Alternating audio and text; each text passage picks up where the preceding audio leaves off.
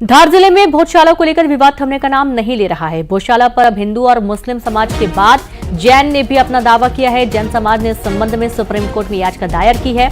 बता दें कि भोजशाला मामले में मुस्लिम और हिंदू पक्ष की तरफ से पहले ही 2 याचिकाएं सुप्रीम कोर्ट में लगाई गई हैं। जैन समाज ने दावा किया कि भोजशाला में 1875 में खुदाई के दौरान जैन याक्षुणी अंबिका की मूर्ति निकली थी। वो मूर्ति अभी ब्रिटिश म्यूजियम में सुरक्षित है। इस मूर्ति के साथ शिलालेख भी सुरक्षित है, जो कि अंबिका देवी के जैन धर्म से संबंधित होने का प्रमाण है।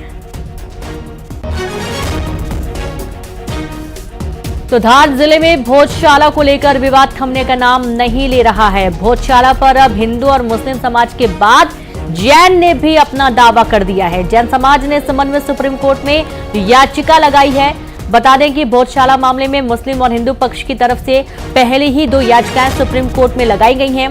अब जैन समाज ने भी दावा किया है कि भोजशाला में 1875 में खुदाई के दौरान जैन यक्षिणी अंबिका की मूर्ति निकली थी। वो मूर्ति अभी ब्रिटिश म्यूजियम में सुरक्षित है और इस मूर्ति के साथ शिलालेख भी सुरक्षित हैं, जो अंबिका देवी के जैन धर्म से संबंधित होने का प्रमाण है। ये दावा कर रहा है जैन समाज और सुप्रीम कोर्ट में याचिका लगाई गई है। आपको जैसा मालूम है कि लंबे समय तक यहां पर एएसआई की टीम ने सर्वे किया और सर्वे के दौरान जो भी तथ्य सामने आए हैं उसकी रिपोर्ट सुप्रीम कोर्ट के समक्ष रखी गई, कोर्ट के सामने रखी गई। और अब ये देखा जा रहा है कि वहां पर जितने भी तथ्य निकलकर सामने, जितने भी प्रमाण आए हैं, वहां से ये तो स्पष्ट होता है कि यहाँ पर एक समय था जब हिंदुओं का मंदिर था, वाग्देवी का मंदिर था, लेकिन अब जैन समाज उसमें दावा कर रहा है कि अंबिका देवी यक्षिणी अंबिका का मंदिर है ये, और जो मूर्ति है वो अभी भी सुरक्षित म्यूजियम में रखी हुई है। अब देखिए कि जैन यक्षिणी अंबिका की मूर्ति होने का दावा जैन समाज कर रहा है। और संवाददाता सुशील पांडे जुड़ गए। सुशील, हिंदू और मुस्लिम पक्षकार के बाद अब सुप्रीम कोर्ट में जैन समाज ने भी याचिका लगाई है, दावा कर रहा है धार की भोजशाला में।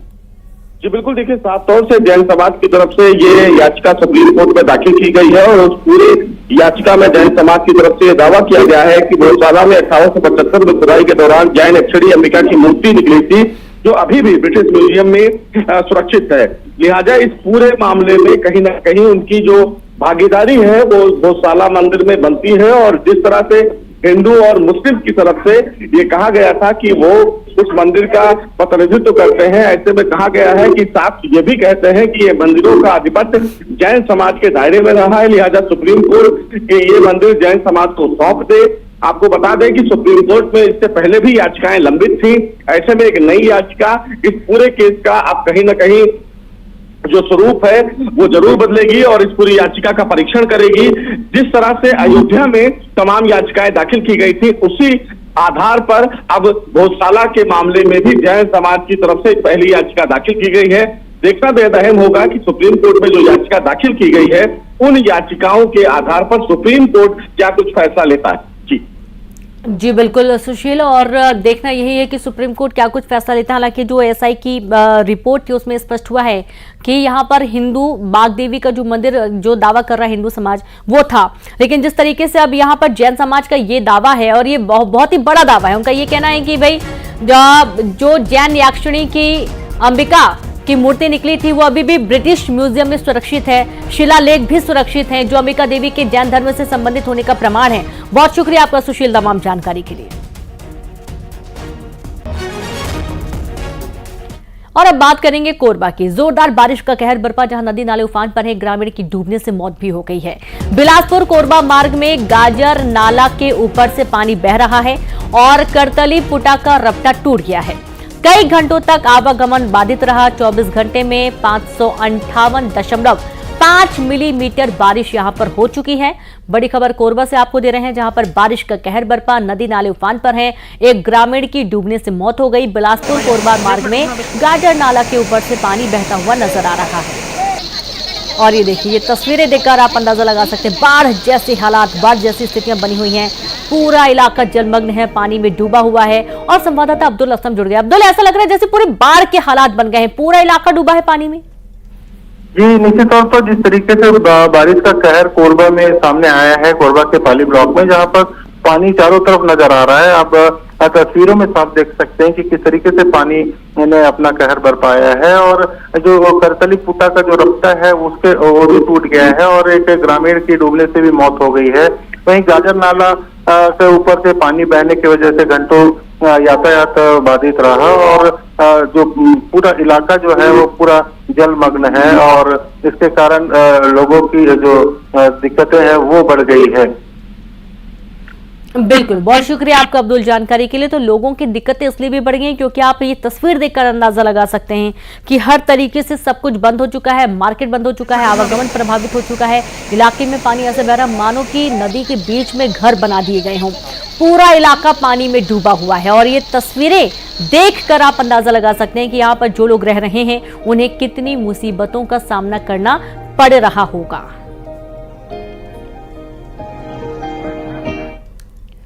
आगे बढ़ेंगे। बलौदा बाजार में पलारी विकासखंड के छिरकटडीह गांव में बच्चों का स्कूल जाना मुश्किल हो गया क्योंकि स्कूल के रास्ते में एक नाला पड़ता है जो बारिश के दिनों में भर जाता है। बच्चों को उनके अभिभावक कंधे पर बैठाकर स्कूल ले जाते हैं।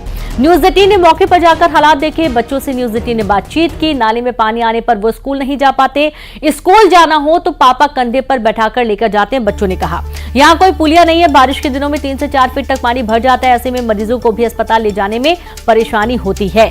गांव के लोग कई बार अफसरों और जनप्रतिनिधियों से पुलिया बनाने की मांग कर चुके हैं लेकिन अभी तक कोई कार्रवाई नहीं की गई है।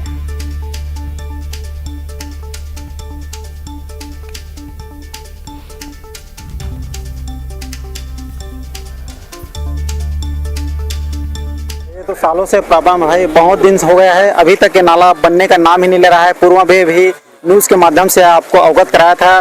तो मेरा शासन प्रशासन से निवेदन है कि इस नाले पर जल्द से जल्द कार्य करे। अच्छा, हम लोग तो फिर यही पारा के रहने वाला है। डेली के हमारे मन के आवागमन की जगह ये हमारे पास कम से कम 30-35 बच्चे है, लेकिन हम लोग रात भी में अस्पताल के लिए दौड़ना पड़ता है, डॉक्टर में छोटे मोटे इलाज के लिए।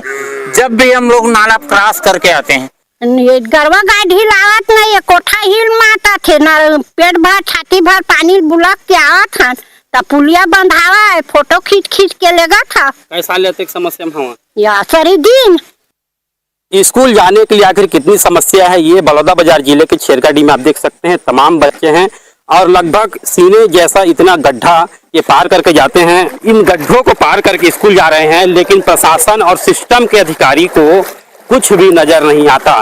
बेटा रोज जाता है स्कूल? हाँ रोज जाता है। काकर संग में जाता है? मोर पापा संग रोज। और ज्यादा गड्ढा आते कैसे करते हैं? नहीं जामन स्कूल जाना बंद कर देते हैं। हाँ भैया रोज हंसने जाते हैं? हाँ, ऐसा नहा कर जाता है रोज, बाढ़ आता है तो फिर बंद कर देता है 2-3 घंटा। ये देख सकते हैं कितना पड़ता है भाई? मैं 11 में हूँ अभी। रोज ऐसे स्कूल जाते हूँ? रोज नहीं जा पाते, क्या है ना, पानी के मतलब हिसाब से जाते हैं। देख सकते हैं कितना गड्ढा है।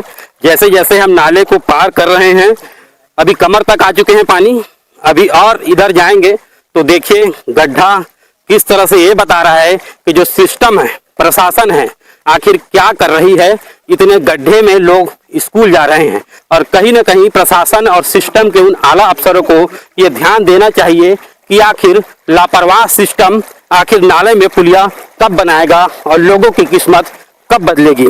समस्याएं तो आम बात है, समस्याएं होना आम बात है, लेकिन बारिश के समय में ये पुल की जो समस्या है आखिर कब समाधान होगी।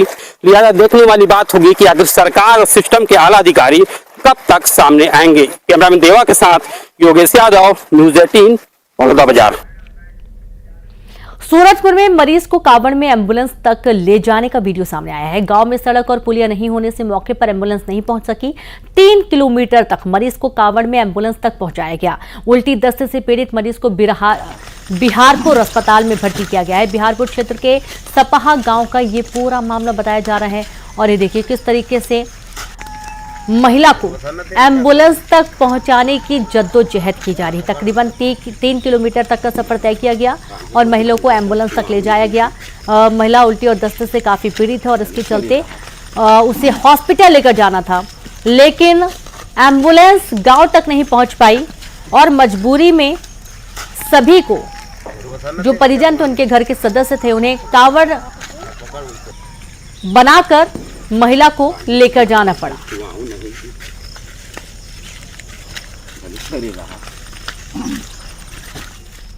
बलरामपुर से बड़ी खबर है, जहां संयुक्त जिला कार्यालय भवन की खनिज शाखा में आग लग गई है और खनिज शाखा के स्टोर रूम में आग लगने का मामला सामने आया है। जहां पर खनिज शाखा के स्टोर रूम में आग लगी, कई दस्तावेज जलकर खाक हो गए। दमकल ने आग पर काबू पाया। शॉर्ट सर्किट के कारण आग लगने की आशंका जताई गई है। खबर बलरामपुर से है, जहां पर संयुक्त जिला कार्यालय भवन की खनिज शाखा में भीषण आग लगी। खनिज शाखा के स्टोर रूम में आग लगी, कई दस्तावेज जलकर खाक हो गए। दमकल ने आग पर काबू पा लिया। शॉर्ट सर्किट के कारण आग लगने की आशंका व्यक्त की गई है।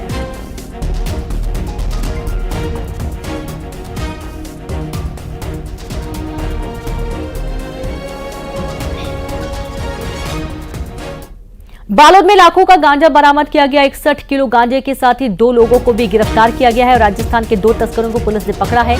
ओडिशा से गांजा लेकर राजस्थान जा रहे थे तस्कर, ट्रैक्टर से लेकर जा रहे थे गांजा और इसी दौरान यह हादसा हुआ। बालोद से आपको बड़ी खबर दे रहे हैं, जहां बालोद में लाखों का गांजा बरामद हुआ है।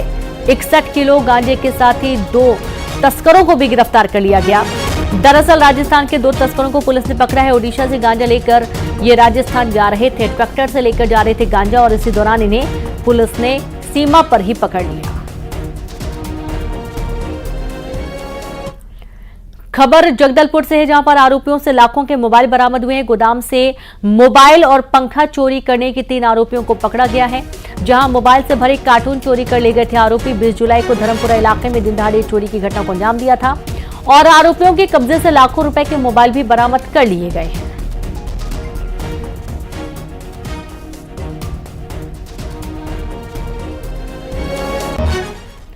बिलासपुर से खबर है, जहां 9 आरोपियों पर 5-5 हजार का नाम घोषित किया गया। दुष्कर्म, लूट, ठगी के आरोपी हैं। एसपी ने जारी किए 8 अलग अलग आदेश। लंबे समय से फरार आरोपियों को पकड़ने के लिए इनाम की घोषणा की गई है। खबर बिलासपुर से है, जहां पर 9 आरोपियों पर 5-5 हजार का इनाम घोषित किया गया। दुष्कर्म, लूट, ठगी के आरोपी हैं। एसपी ने अलग अलग आदेश जारी किए हैं और लंबे समय से आरोपी फरार चल रहे थे, जिन्हें पकड़ने के लिए इनाम की घोषणा की गई है।